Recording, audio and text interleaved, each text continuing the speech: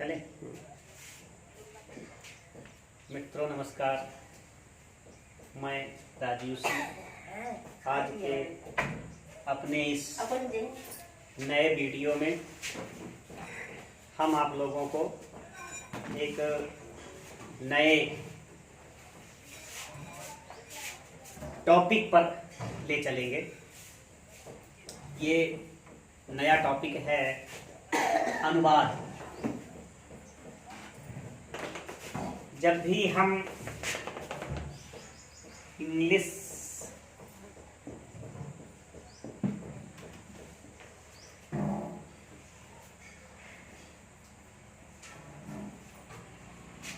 पढ़ते हैं तो इंग्लिश में सबसे महत्वपूर्ण चीज जो होती है वो इसकी ग्रामर होती है। ग्रामर तो हमें ये बताता है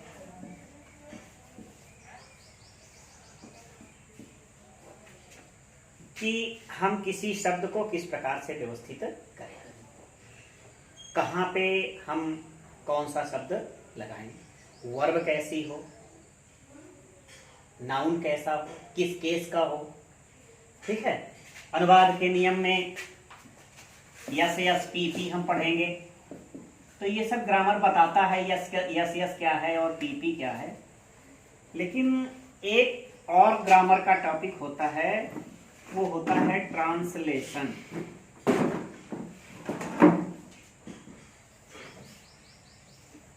ट्रांसलेशन का मतलब होता है अनुवाद।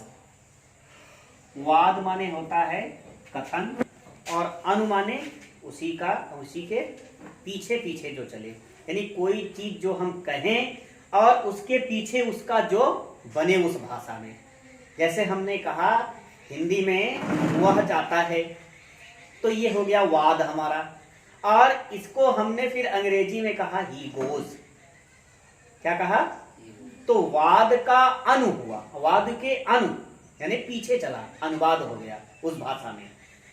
तो किसी भी भाषा का अनुवाद यदि सीखना है, चाहे वो संस्कृत भाषा का सीखना हो और चाहे अंग्रेजी भाषा का सीखना हो, तो अनुवाद में तीन चीजें होती हैं। एक होता है टेंस। टेंस की जानकारी होगी तब हम अनुवाद कर सकते हैं। टेंस के बाद दूसरा होता है सेंटेंस।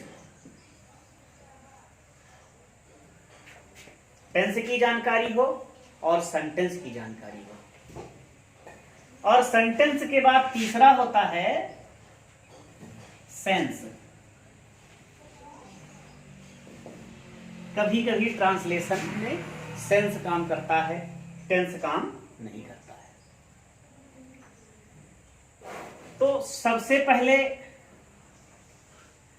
टेंस पढ़ेंगे, सेंटेंस का अलग वीडियो बनेगा, क्योंकि जब सब इसमें मिला लेंगे तो ये बहुत बड़ा वीडियो हो जाएगा और फिर समझ में नहीं आएगा। तो हम लोग यहां पे केवल टेंस की जानकारी लेंगे। टेंस मीन्स होता है क्या? काल। और काल का और नजदीक हिंदी क्या होता है? समय। टेंस के द्वारा हमें यह जानकारी होती है कि जो वाक्य में कार्य हो रहा है वह कार्य का समय क्या है। तो अंग्रेजी, हिंदी और संस्कृत तीनों भाषाओं में काल की एक रूपता है। काल कितने होते हैं? 3। कितने होते हैं? अंग्रेजी में प्रेजेंट टेंस, पास्ट टेंस और फ्यूचर टेंस। प्रेजेंट, पास्ट और फ्यूचर, चाहे जो भी टेंस हो, चाहे भी जो भी लिटरेचर हो। हिंदी में भी 3 टेंस है, अंग्रेजी में भी 3 टेंस है और संस्कृत में भी 3 टेंस होते हैं, प्रेजेंट टेंस, पास्ट टेंस और फ्यूचर टेंस। इसके द्वारा ये पता चलता है कि वाक्य हमारा किस समय में हुआ, वर्तमान में है कि भूत में है कि भविष्य में है। वर्तमान, भूत और भविष्य, इसी के आधार पर जब ये पता चल जाता है तभी हम इसको इस टेंस में इसका ट्रांसलेशन करते हैं। चलिए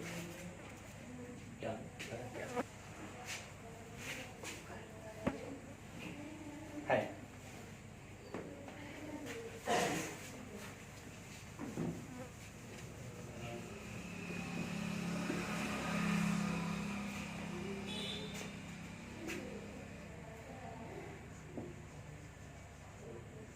टेंस 3 हुए।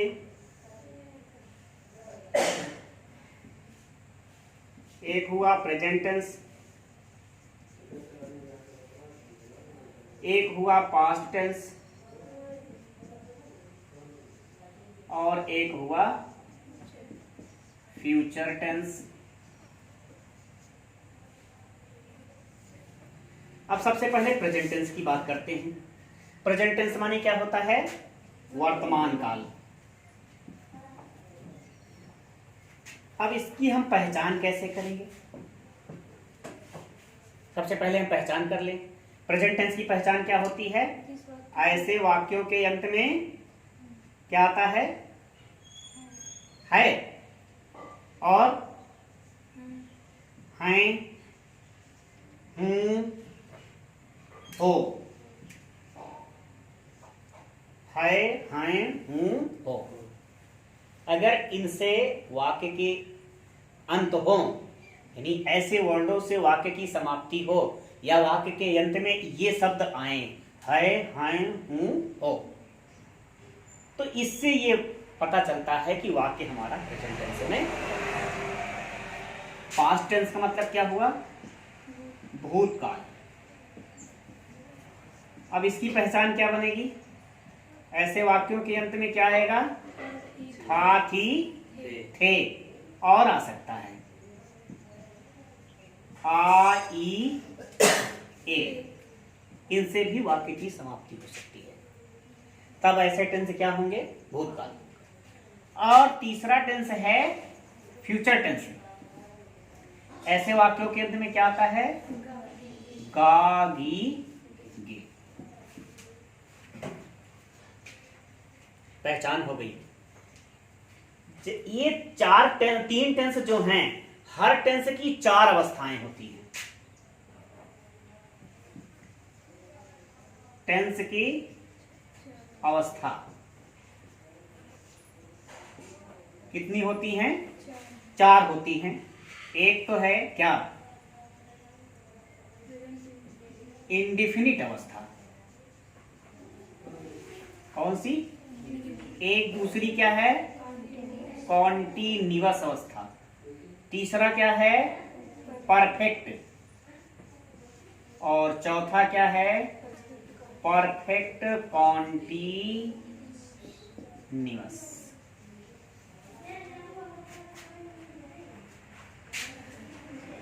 इंडिफिनिट का मतलब अनिश्चित अवस्था। कॉन्टिन्यूअस का मतलब लगातार या जारी रहना। और परफेक्ट का मतलब पूर्ण। और परफेक्ट कॉन्टिन्यूअस का मतलब कि पूर्ण और जारी दोनों साथ में हो। कुछ काम पूर्ण हो जाए और कुछ जारी हो जाए। 3 टेंस की 4 अवस्थाएं, इसकी भी 4 अवस्थाएं, इसकी भी 4 अवस्थाएं, इसकी भी 4 अवस्थाएं। कुल कितने टेंस हो गए? 4 तिहाई 12 टेंस हो गए। ठीक है। अब इंडिफिनिट की पहचान क्या होती है? इंडिफिनिट की पहचान होती है ता, ती, ते से। कॉन्टिन्यूअस की रहा, रही, रहे। परफेक्ट की चुका, चुकी, चुके। और कभी कभी लिया, दिया आदि आते हैं। सेंस से भी अगर वाक्य में पूर्ण होने का भाव हो रहा है तो उससे भी काम पता चल जाता है। और परफेक्ट कॉन्टिन्यूअस की पहचान क्या होती है? इसमें रहा, रही, रहे आता है। किसके लिए? कॉन्टिन्यूअस के लिए। और परफेक्ट के लिए समय दिया होता है।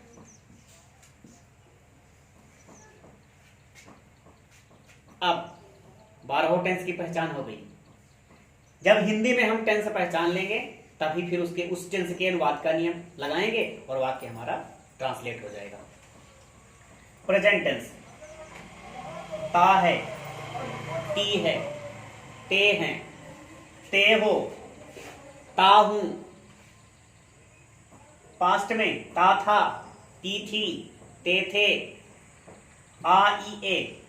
और जब फ्यूचर में जाएंगे तो केवल गागीगे।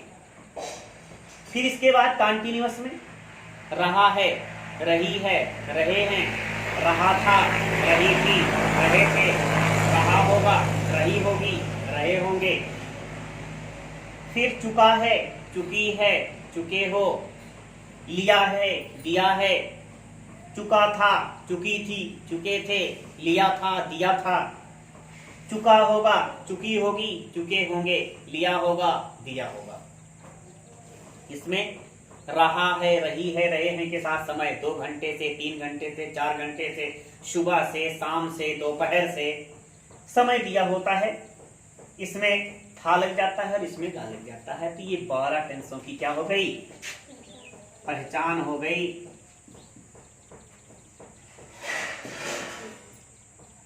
बारह टेंस की पहचान। जब टेंस हम पहचान लेंगे तब इसी टेंस का नियम लगाएंगे। हर टेंस के नियम अलग हैं। टेंस के बाद और टेंस के नियम अलग हैं और सेंटेंस के भी नियम अलग हैं। तो सेंटेंस वाला तो हम सेंटेंस के वीडियो में दे देंगे और टेंस के नियम हम इस वीडियो में पूरा लेंगे। ठीक है। अगर आपको कॉपी करना है तो आप कॉपी कर लीजिएगा वीडियो को रोक करके।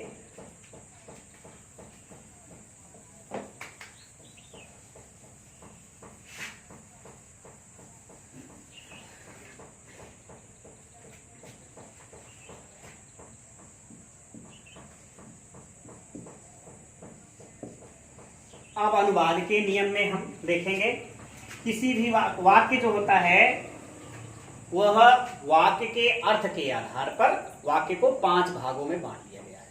कितने भागों में? 5 भागों में बांट दिया गया है। पहला वाक्य क्या होता है? सबसे पहले अफर्मेटिव, और दूसरा क्या होता है? निगेटिव, और तीसरा क्या होता है? इंटेरोगेटिव।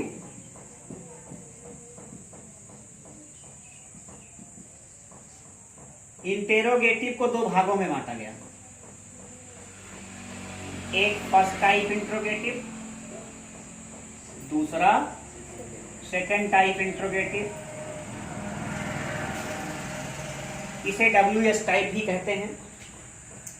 और तो 1 हो गया, 2 हो गया, 3 हो गया, 4 हो गया, और एक 5वां जो होता है वो क्या होता है? इंटेरोगेटिव हो और प्लस इसके साथ साथ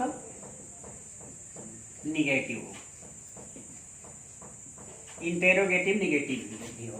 तो ये कंस्ट्रक्शन इसका होता है। कंस्ट्रक्शन के आधार पर वाक्य के 5 भेद होते हैं। 5 के अलग अलग नियम होते हैं। सबसे पहले अफर्मेटिव को देखेंगे। इस इतने को मिलाकर के एक नाम दिया जाता है असर्टिव। असर्टिव के 2 पार्ट होते हैं। ये सेंटेंस वाली वीडियो में पढ़ा जाएगा। अफर्मेटिव सेंटेंस का जब ट्रांसलेशन करेंगे तो सबसे पहले क्या लिखेंगे? सब्जेक्ट लिखेंगे। क्या लिखेंगे? और सब्जेक्ट के बाद क्या लिखेंगे? वर्ब लिखेंगे। क्या लिखेंगे? और वर्ब के बाद क्या लिखेंगे? ऑब्जेक्ट लिखेंगे या फिर कंप्लीमेंट होगा और फिर अदर वर्ड होगा। किसी भी वाक्य की सबसे पहले शुरुआत किससे होती है? सब्जेक्ट से होती है। फिर सब्जेक्ट के अनुसार क्या आता है? वर्ब आती है। वर्ब के बाद क्या आता है? ऑब्जेक्ट आता है। अगर वर्ब ट्रांसिटिव है तो हम लोग पार्ट्स ऑफ स्पीच में पढ़ेंगे ट्रांसिटिव और इंट्रांसिटिव वर्ब किसे कहते हैं। अगर वर्ब ट्रांसिटिव वर्ब है तो ऑब्जेक्ट आएगा, अगर वर्ब ट्रांसिटिव नहीं है, लिंकिंग है, तो कंप्लीमेंट आएगा। वर्ब की वहां पे जब हम वर्ब पढ़ेंगे तो वहां पे हम देखेंगे, क्लासिफिकेशन करेंगे, वर्ब का वर्गीकरण करेंगे तो वर्ब में ट्रांसिटिव होती है, इंट्रांसिटिव होती है, लिंकिंग वर्ब होती हैं, हेल्पिंग वर्ब होती हैं। हेल्पिंग में भी दो प्रकार की हेल्पिंग होती हैं, एक प्राइमरी ऑक्सिलरी होती है और दूसरी मॉडल ऑक्सिलरीज होती हैं। फिर कंप्लीमेंट के बाद अदर वर्ड आते हैं, कुछ और शब्द होते हैं, जो अन्य शब्द होते हैं उनको हम सबसे अंतिम में रखते हैं। ठीक है, एक नियम यहां पे और काम होता है, यस यस और P P. Yes yes P P क्या है? यस यस पी पी का मतलब है, यस माने सिंगुलर, यस माने अगर कर्ता सिंगुलर है, सब्जेक्ट इसका सिंगुलर है तो वर्ब क्या आएगी? सब्जेक्ट अगर सिंगुलर है तो वर्ब, और अगर सब्जेक्ट प्लूरल है तो वर्ब भी प्लूरल आएगी। ये ध्यान देने की बात रहेगी। अब हमने सिंगुलर और प्लूरल बड़े अच्छे से स्पष्ट कर दिया है। ठीक है, सिंगुलर और प्लूरल को हमने बता दिया कि सभी नाउन अपने मूल रूप में क्या होते हैं? सिंगुलर होते हैं, और वर्ब अपने मूल रूप में क्या होती हैं? प्लूरल होती हैं। अब सिंगुलर को प्लूरल बनाने के लिए एक नियम वहां पढ़े थे, वर्ब में भी हमने बताया था कि यस या ईएस जोड़ लिया जाता है तो सिंगुलर से प्लूरल हो जाता है। ठीक है, अगर यस या ईएस जोड़ना नहीं होता है तो कई सहायक क्रियाएं होती हैं। एक तो मेन वर्ब होती है ना, और उसके लिए टेंस की सहायक क्रियाएं होती हैं। हर टेंस की सहायक क्रियाएं अलग हैं, अभी हम लोग देख लेंगे, इसी वीडियो में दे देंगे। तो ये हो गया सब्जेक्ट, वर्ब, ऑब्जेक्ट और कंप्लीमेंट। और निगेटिव सेंटेंस का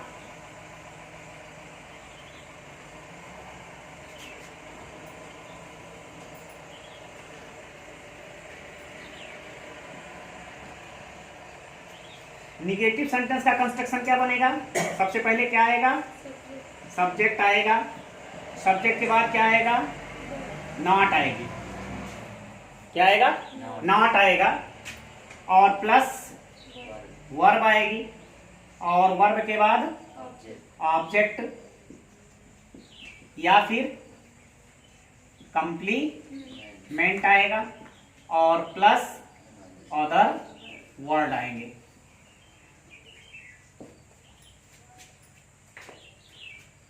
जब वर्ब दो हो जाएंगी, कौन कौन सी? मेन वर्ब और हेल्पिंग वर्ब, तो नॉट जो है वो मेन वर्ब और हेल्पिंग वर्ब के बीच में लगाया जाएगा हमेशा। ठीक है, तीसरा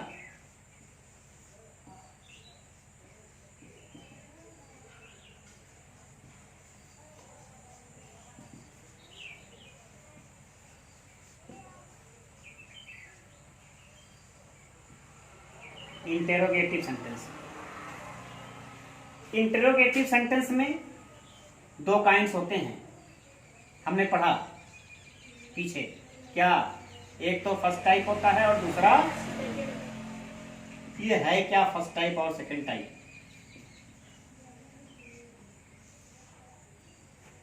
दो प्रकार के प्रश्न हो सकते हैं। एक प्रश्न ऐसा होता है कि जिसका उत्तर हम यस और नो में दे दें, और एक ऐसा होता है जिसका उत्तर यस और नो में ना दे सकें।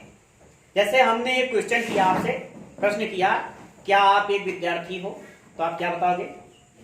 Yes sir. जो विद्यार्थी होगा वो क्या कहेगा? Yes sir. और जो विद्यार्थी नहीं होगा वो क्या कहेगा? नो सर, है ना। क्या आप विद्यार्थी हो? तो आप इस समय विद्यार्थी, आपने कह दिया यस सर। क्या आप चोर हो? तब कहोगे नो सर, ना। तो यस सर और नो सर में इसका आंसर मिल जा रहा है। तो जिन प्रश्नों के उत्तर यस और नो में दिए जा सके, जिन प्रश्नों के उत्तर यस और नो में दिए जा सके, ऐसे इंट्रोगेटिव सेंटेंस क्या होते हैं? फर्स्ट टाइप होते हैं। इन्हें यस और नो टाइप भी कह सकते हैं। क्या कह सकते हैं? यस और नो टाइप। ऐसे प्रश्न जिनके उत्तर यस और नो में दिए जा सके, ऐसे interrogative sentence first type interrogative होते हैं। और जिनके उत्तर यस और नो में न दिए पर जाए ना, जिनके उत्तर को यस और नो में दिया ना जा सके ना। अभी हमने कहा क्या आप विद्यार्थी हो, तो आपने कहा यस सर। क्या आप चोर हो, तो आपने कहा नो सर। यस और नो में उत्तर दे दिया। एक प्रश्न मैं अब आपसे पूछता हूं, तुम क्या खाते हो? Yes sir, no sir. कुछ बताना पड़ेगा ना, तुम क्या खाते हो, तुम कहां जाते हो, तुम क्या पढ़ते हो, है ना। तो जिनके उत्तर को देने के लिए यस और नो से काम ना चले, कुछ न कुछ बताना पड़े, है ना, ऐसे प्रश्नों को हम क्या कहते हैं? सेकेंड टाइप प्रश्न कहते हैं। क्या कहते हैं? सेकेंड टाइप इंट्रोगेटिव कहा जाता है। अब इनकी जो अंग्रेजी बनती है वो किससे बनती है? WH से बनती है। किससे बनती है? WH ना। WH क्या होते हैं? प्रश्नवाचक शब्द, what, where, whom, whose, how, how many, how much, है ना। अभी बता दूंगा मैं। तो ऐसे प्रश्नों के उत्तर जब हम किस में दे रहे हैं? WH में दे रहे हैं, तो इनको हम और दूसरे नाम से किससे जानते हैं? WH type. किससे जानते हैं? WH type. ठीक है। तो जब इसका कंस्ट्रक्शन करेंगे, फर्स्ट टाइप का, इसका फर्स्ट टाइप का कंस्ट्रक्शन करेंगे, तो फर्स्ट टाइप के कंस्ट्रक्शन में सबसे पहले क्या आता है? सबसे पहले आती है वर्ब। क्या आती है? अब यहां बदल गया ऑर्डर इसका। सबसे पहले वर्ब आएगी। अब वर्ब में अगर हेल्पिंग वर्ब होगी तो पहले हेल्पिंग वर्ब आएगी।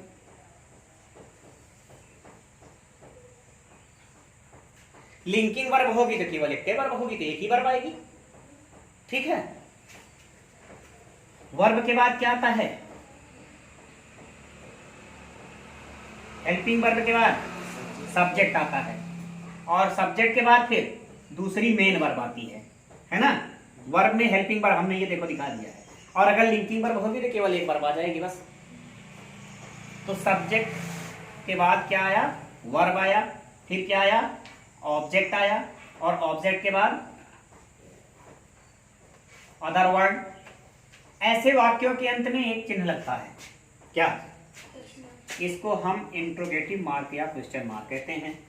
इसकी ये भी पहचान होती है, बिना इसके ये भी एक ट्रांसलेशन होता है ना। पूर्ण विराम का ट्रांसलेशन क्या होता है? हिंदी में पूर्ण विराम लगाते हैं, तो अंग्रेजी में उसका हम ट्रांसलेशन क्या करते हैं? फुल स्टॉप लगाते हैं। क्या लगाते हैं? Full stop. हिंदी में पूर्ण विराम का चिन्ह लगा होता है, तो अंग्रेजी में क्या लगता है?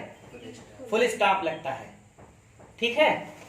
और हिंदी में अल्प विराम लगा होता है, अंग्रेजी में उसको क्या कहते हैं? कॉमा कहते हैं। चिन्ह वही रहता है, पर अंग्रेजी में क्या रहता है? कॉमा। ठीक है। अंग्रेजी में, हिंदी में प्रश्नवाचक चिन्ह लगाते हैं, तो अंग्रेजी में उसे क्या कहते हैं? क्वेश्चन मार्क या इंट्रोगेटिव मार्क कहा जाता है। ठीक है। तो ये प्रश्न, ये चिन्ह जरूर लगाने हैं। ये भी पहचान होती है वाक्य की। ठीक है। इससे भी पहचान लिया जाता है ना। एक पहचान ये भी होती है, इसके द्वारा जो है पहचान लिया जाता है कि ये वाक्य हमारा इंट्रोगेटिव है कि अफर्मेटिव है ना, असर्टिव है कि इंट्रोगेटिव है ना। आगे एक्सक्लेमेटोरी की पहचान होती है। एक वाक्य होता है एक्सक्लेमेटोरी, है ना, तो इसमें भी एक्सक्लेमेटोरी लगा रहता है। एक्सक्लेमेटोरी मतलब विस्मयादि बोधक वाक्य। सेंटेंस में हम लोग पढ़ेंगे। ठीक है। जब सेंटेंस का वीडियो हम बनाएंगे तो सेंटेंस के वीडियो में हम इसको अच्छे से बताएंगे विस्तार से। चलिए, वर्ब में हेल्पिंग वर्ब लगाएंगे, अभी पढ़ेंगे। और हेल्पिंग वर्ब क्या होती हैं? हेल्पिंग वर्ब लगाएंगे, सब्जेक्ट लगाएंगे, और फिर वर्ब, मेन वर्ब लगाएंगे, और वर्ब के बाद ऑब्जेक्ट और अदर वर्ड क्वेश्चन मार्क लगा देंगे। ठीक है। फर्स्ट टाइप के लिए। और सेकेंड टाइप के लिए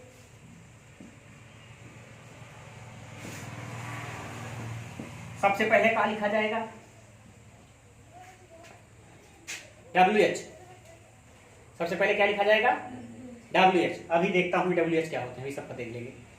सबसे पहले WH लगा लेंगे। WH के बाद फिर क्या लिखेंगे? Helping verb. देखो, मैं हेल्पिंग वर्ब कह दे रहा हूं। हेल्पिंग वर्ब का मतलब यह है कि अगर हेल्पिंग वर्ब ना हो तो समझो फिर मेन वर्ब आएगी। अगर हेल्पिंग वर्ब है तो हेल्पिंग वर्ब आएगी, तो मेन वर्ब सब्जेक्ट के बाद चली जाएगी। और अगर हेल्पिंग वर्ब नहीं है, मेन वर्ब है, तब फिर क्या आएगा? वर्ब ही आएगी। ठीक है। फिर उसके बाद सब्जेक्ट आएगा। फिर बचा होगा तो वर्ब आएगा, ऑब्जेक्ट आएगा, अदर वर्ड आएगा और क्वेश्चन मार्क इसमें भी लगाएगा।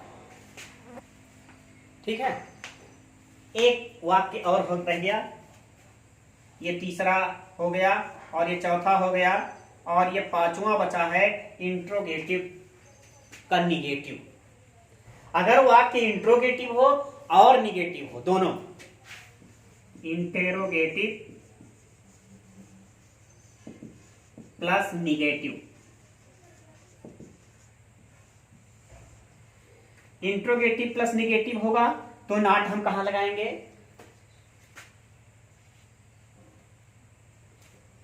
अच्छा नीचे नहीं, इंटेरोगेटिव प्लस निगेटिव हो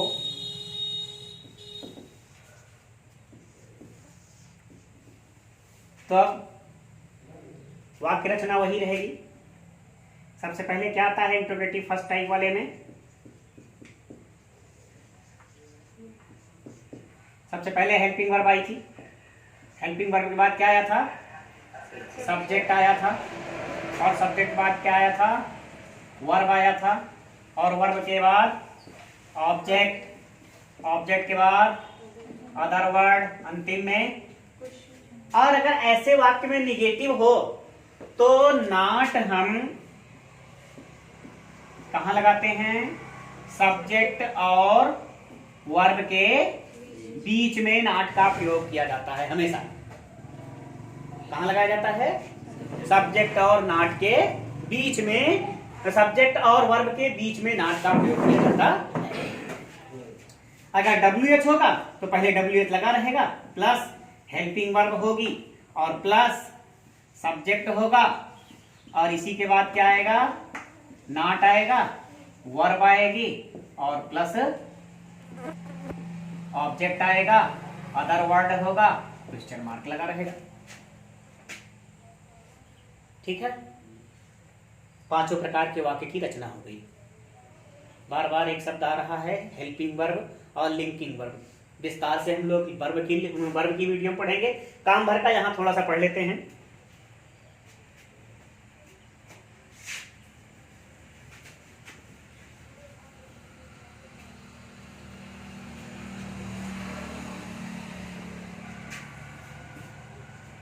वर्ब,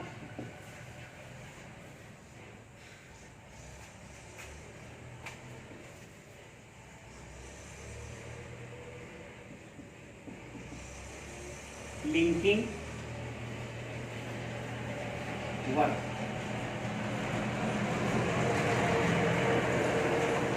हेल्पिंग वर्ब, इसी को ऑक्सिलरी भी कहेंगे, और एक तीसरी होती है मेन वर्ब या फिनिट वर्ब कहा जाता है। फिर चलिए, जो ये वर्ब है, हेल्पिंग वर्ब जो हैं, ऑक्सिलरी वर्ब, तीन हैं। एक है बी, एक है हैव और डू।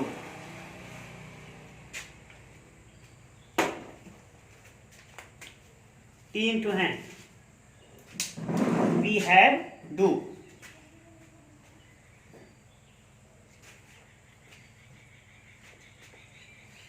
हेल्पिंग वर्ब कुल कितनी है?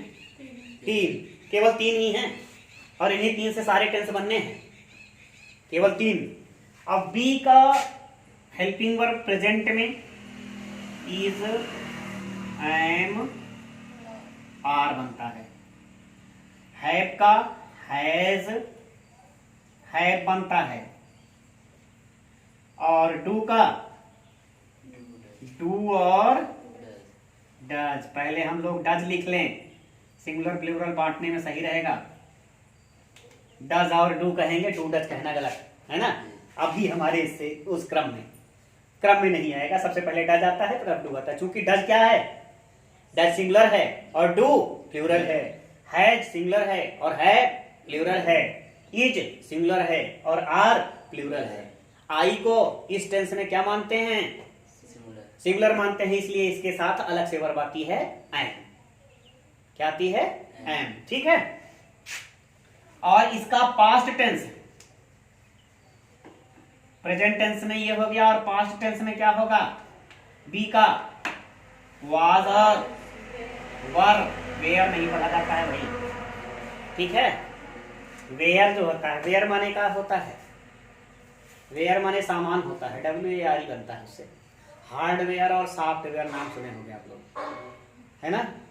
हार्डवेयर कठोर उपागम, सॉफ्टवेयर कोमल उपागम, ठीक है। तो वेयर माने सामान होता है, वेयर नहीं कहते हैं, क्या कहते हैं? वर। ठीक है, वाज वर। और हैज हैव का पास्ट क्या बनता है? हैड बनता है। और डू डज का पास्ट क्या बनता है? डिड बनता है। क्या बनता है? अब तीसरा इसका फ्यूचर टेंस को हम क्या मानते हैं? देखो फ्यूचर टेंस जो होता है इसको हम लोग क्या कहते हैं? मॉडल कहते हैं। क्या कहते हैं? इसके साथ मॉडल ऑक्सिलरी लगाई जाती है, इसीलिए इसकी हेल्पिंग वर्ब अलग से आती है। इसकी हेल्पिंग वर्ब अलग से आती है, अभी लाई जाएगी। और पास्ट के बाद एक अवस्था होती है, पास्ट टेंस के बाद एक अवस्था होती है परफेक्ट वाली, जो परफेक्ट में क्या आता है? बीन। क्या आता है? बीन, परफेक्ट अवस्था में। ठीक है, ये अवस्था परफेक्ट कोई टेंस नहीं है। परफेक्ट हमने पीछे पढ़ लिया, इसलिए हमने बता दिया था परफेक्ट क्या है। परफेक्ट टेंस की एक अवस्था है, पूर्ण अवस्था। ठीक है, टेंस का एक मोड है कुल मिलाकर के। और ये पास्ट जो है ये टेंस है, और प्रेजेंट जो है ये टेंस है। तो ये टेंस की क्रियाएं हो गई। हर टेंस के साथ उसकी क्रिया लगा देंगे। प्रेजेंट टेंस के साथ क्रिया क्या लगाएंगे? जब प्रेजेंट टेंस होगा है, हूं, आया होगा तो इज एम आर लगाएंगे। ठीक है, और डू डज लगाएंगे और हैज हैव लगाएंगे। ठीक है, और पास्ट टेंस में क्या लगाएंगे? वाज वेयर, हैड और डिड लगाएंगे। परफेक्ट अवस्था में बीन लगाएंगे। और फ्यूचर टेंस मॉडल होता है, इसकी हेल्पिंग वर्ब क्या होती है? शैल और विल होता है। इसकी अलग से वीडियो बनेगी भाई, शैल विल का प्रयोग। ऐसे जो जनरल नियम हमारा कहता है वो क्या कहता है? आई और वी के साथ शैल, सेज के साथ विल। लेकिन आई बी के साथ विल और सेज के साथ शैल का भी प्रयोग हो जाता है। आई बी के साथ अगर विल लगा हुआ है तो अर्थ बदल जाएगा, हम लोग वीडियो में देखेंगे, सब यही नहीं जान लेंगे। ये हो गया हेल्पिंग वर्ब। ठीक है, और मेन वर्ब क्या है? वर्ब क्या होते हैं? Verbs are action word, doing word. जो शब्द जिनसे किसी कार्य का करना या होना पाया जाए उसी को वर्ब कहते हैं। ठीक है, जैसे खाना, पीना, हंसना, रोना, उठना, बैठना, नहाना, धोना, सब में ना आता है। ज्यादातर जितनी क्रियाएं होती हैं उसमें अंत में क्या लगा होता है? ना। और जब उसमें कुछ जोड़ते हैं तो समझो कि हमको भी जोड़ना है ना। जैसे खाना, खाना में हमने जोड़ा क्या? खाता हूं, है ना। ना हटाया और क्या जोड़ दिया? ताहू जोड़ दिया। तो मतलब उस वर्ब के साथ हमको कुछ जोड़ना है। क्या करना है? कुछ जोड़ना है। चलिए, हेल्पिंग वर्ब हो गई। अब हम लोग ये जान लिए कि प्रेजेंट टेंस की क्रिया क्या बनेगी? Is am are. Past tense की क्रिया क्या बनेगी? अब देखो ये हेल्पिंग वर्ब हो गई। ध्यान देना, लिंकिंग वर्ब। एक चीज और बता दूं, फिर उसके बाद आगे बढ़ूं, सीधे हम लोग ट्रांसलेशन पहुंच जाएंगे। लिंकिंग वर्ब क्या होती है? इसको बहुत विस्तार से हम लोग पढ़ेंगे वर्ब की वीडियो में। यहां पे सिर्फ हम आपको थोड़ा सा बता दे रहे हैं। लिंकिंग वर्ब क्या होती हैं? लिंक माने जोड़ना। देखो, जब ये क्रिया हेल्पिंग वर्ब के रूप में काम करे, किसी टेंस के साथ लगा करके, किसी मेन वर्ब के साथ लगा करके उसका हेल्प करे, तो क्या है? Helping verb. लेकिन जब यही क्रिया मेन वर्ब का काम करने लगे तो उसे क्या कहते हैं? लिंकिंग वर्ब कहते हैं। जब कोई और क्रिया ना हो, यानी वाक्य में केवल है, हूं आया हो, था, थी, थे आया हो, गा, होगा, होगी, होंगे आया हो, तब समझो कि इसमें और कोई क्रिया नहीं है। ठीक है, जैसे राम मेरा मित्र है, आज रविवार है, तुम एक विद्यार्थी हो, वह घर पर था, वह एक डॉक्टर होगा ना, बनेगा। ठीक है, तो ऐसी क्रियाएं क्या होती हैं? ये हाँ, ये ऐसी क्रियाओं के साथ क्या लगता है? लिंकिंग वर्ब होती है ना, इनके साथ लिंकिंग वर्ब लगता है। यही इज एम आर, कोई अलग से क्रिया नहीं है लिंकिंग। यही इज एम आर जब मेन वर्ब का काम करे तो क्या है? लिंकिंग। और जब यही इज एम आर किसी वर्ब के साथ उसका हेल्प करने लगे तो क्या बन जाता है? हेल्पिंग वर्ब बन जाता है। तो हेल्पिंग वर्ब और लिंकिंग वर्ब कोई अलग से वर्ब नहीं है, यही वर्ब लिंकिंग है और यही वर्ब। ठीक है, हाँ, अब लिंकिंग वर्ब के बाद जो नाउन आए, लिंकिंग वर्ब के बाद जो नाउन आए वो क्या होता है? कंप्लीमेंट पढ़ेंगे। और इस मेन वर्ब के बाद जो नाउन आता है वो क्या होता है? ऑब्जेक्ट, है ना। हम लोग अभी पीछे वीडियो छोड़े हैं नाउन केस, उसमें पढ़ेंगे ऑब्जेक्टिव केस, कर्म कारक। ठीक है, तो ये बात क्लियर हो गई। ठीक, अब हम लोग चलते हैं थोड़ा सा पीछे।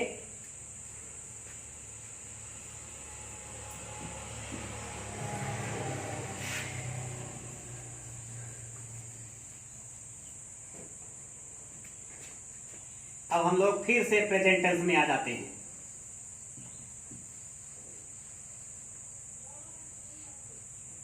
प्रेजेंट टेंस पहचान क्या होगी?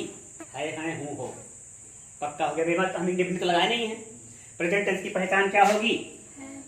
है, हूं, हो, इनसे वाक्य का अंत होगा। ठीक है, इसकी क्रिया वर्ब क्या बनेगी?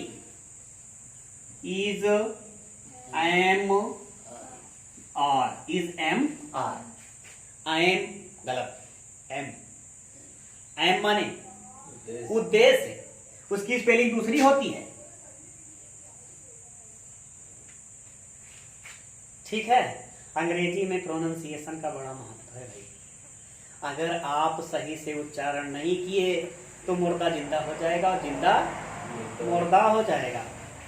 चलिए,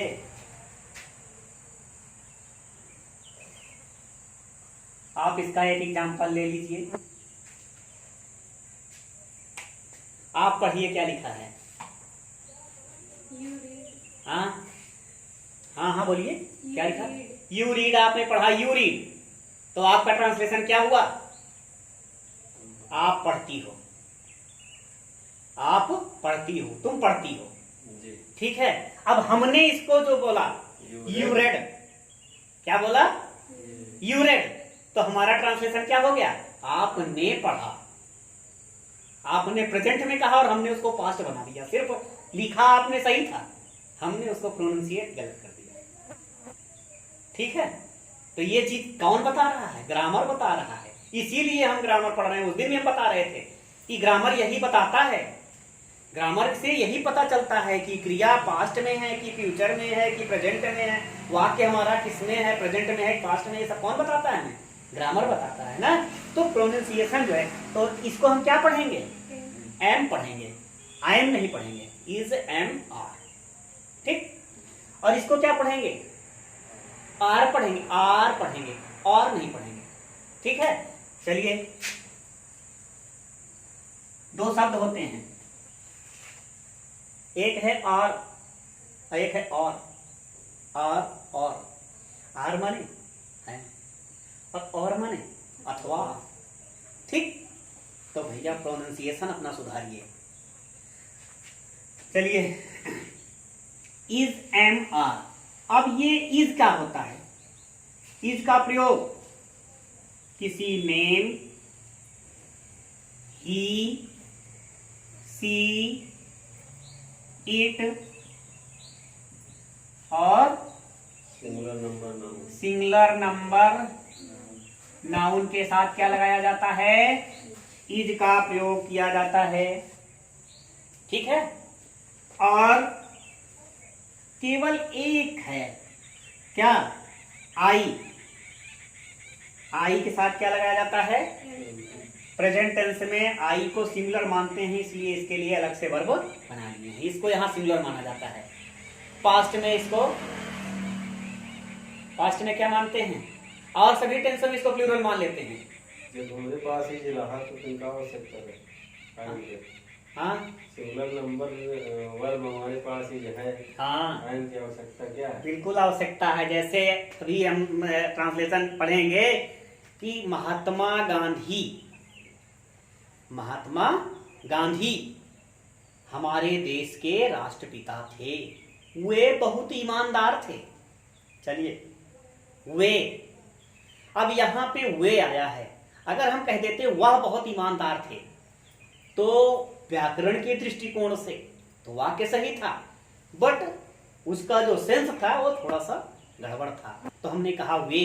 अब वे के लिए हम दे नहीं लगाएंगे, क्या लगाएंगे? ही लगाएंगे ना। तो ऐसे ही ये गलती यहाँ प्रेजेंट टेंस में, पास्ट टेंस में आप और टेंसों के साथ कैसे भी यूज कर लो चलेगा। इसीलिए कंटीन्यूअस में हम आई के साथ भी किसका प्रयोग करते हैं? वाज का ही प्रयोग करते हैं। ठीक है, टेंस से वाक्य की अवस्था भी बदल जाती है, इसलिए इसके साथ अलग से वर्ब एम का प्रयोग किया गया। ठीक, इज एम आर, और आर का प्रयोग किसके साथ होगा भाई? यू, वी, दे और प्लूरल नंबर के साथ।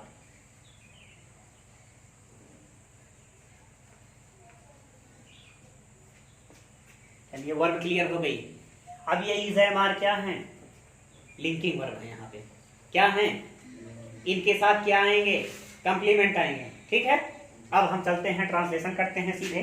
कंस्ट्रक्शन हमारे पास है, जैसे हमने एक वाक्य लिखा,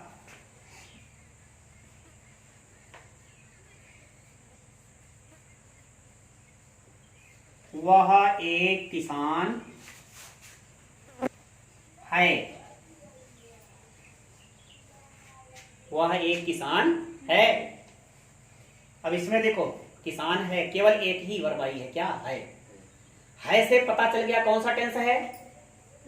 प्रेजेंट टेंस है। कोई वर्ब और नहीं आई है तो कौन सा टेंस है?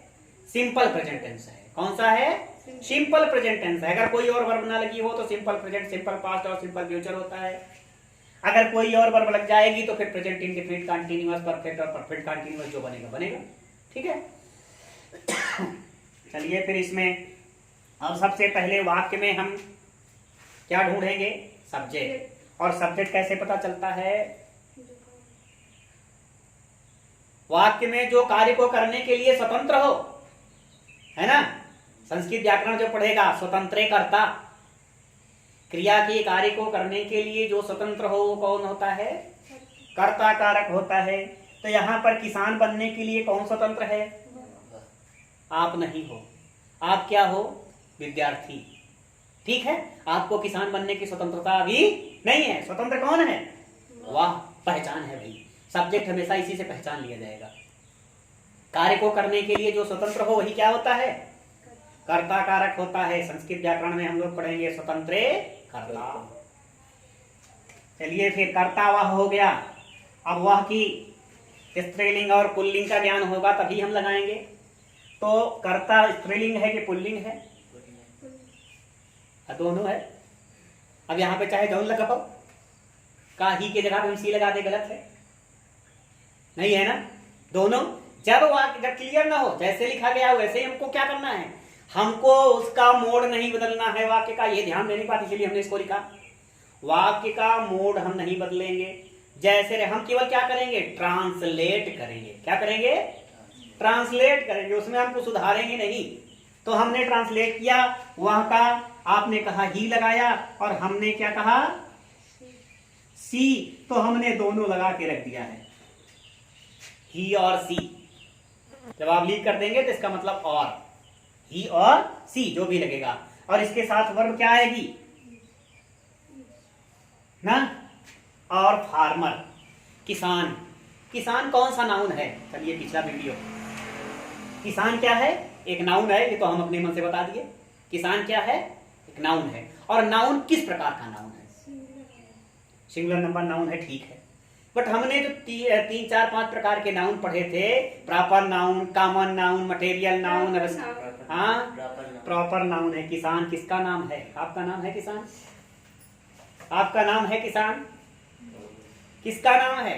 हमने कहा था proper noun particular name of any person place. ये किसान है। लेंचो होता यहाँ पे तब तो होता, लेंचो किसान था, नाम नहीं है ना। और किसान हमने कहा तो किसान पूरे जाति का बोध हो गया ना। और डिनोट्स टू अ कास्ट, तो क्या होता है? कॉमन नाउन बनता है नहीं बनता है? हाँ, जातिवाचक संज्ञा बनता है ना। और हमने ये भी वही पढ़ा था, क्या कॉमन नाउन के साथ आर्टिकल लगाया जाता है। ध्यान देना, कॉमन नाउन के साथ आर्टिकल लगाया जाता है ना। तो आर्टिकल लगा के लिखेंगे, इसीलिए हमने क्या लिखा? ही, इज। अब क्या लिखेंगे? अ। ठीक है। अगर एक नहीं भी होता, एक नहीं भी होता, वह किसान है।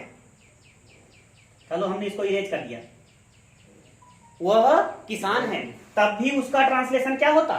He is a farmer. तब भी अ लगाते, ही इज ए नहीं पढ़ेंगे, बताए थे नितिन। क्या पढ़ेंगे? A farmer. ए के लिए क्या लगता है? ई। ठीक है, he is a farmer, she is a farmer.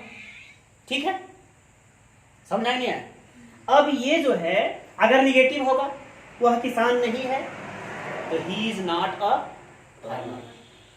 अगर ये इंट्रोगेटिव होगा, तब क्या वह एक किसान है? जब यहीं पे क्या लग जाएगा, तब इसके लिए क्या आएगा? अब क्या वह एक किसान है, इसका उत्तर आप किसमें दोगे? यस में दोगे या कि नो में दोगे? किसी में तो दोगे, यस और नो में दोगे ना। तो यस और नो में दोगे, यानी फर्स्ट टाइप होगा। कौन सा टाइप होगा? फर्स्ट टाइप होगा। अब जब फर्स्ट टाइप होगा, तो हम इसमें सबसे पहले क्या लिखेंगे? सबसे पहले वर्ब लगाएंगे। क्या लगाएंगे? वर्ब लगाएंगे। वर्ब क्या है इसकी? इज। अब इसके बाद क्या लिखेंगे? आगे जो बचा है लिख देंगे, इसका मार्क लगा देंगे। ठीक है। निगेटिव होगा तो नॉट कहां लगेगा? सब्जेक्ट के बाद ही लगेगा ना। ठीक है, इतनी बात समझ में आई नहीं है? हाँ? अब अगर ये टेंस हो गया प्रेजेंट टेंस, तो पास्ट टेंस इसी तरह से हो जाएगा। पास्ट टेंस में क्या आएगी? Verb, was verb. क्या आएगी? जब टेंस पास्ट हो जाएगा,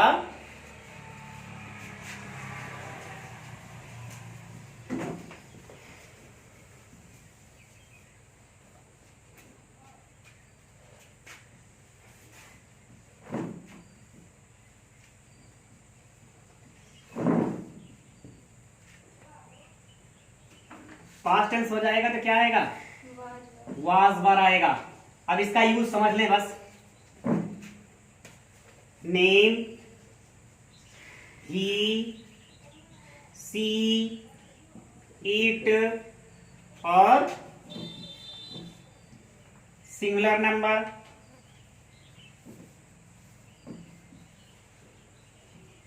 एक चीज और भाई, हमने इसलिए पहले लिख दिया। बस सिंगुलर नंबर आई के साथ क्या लगाते हैं?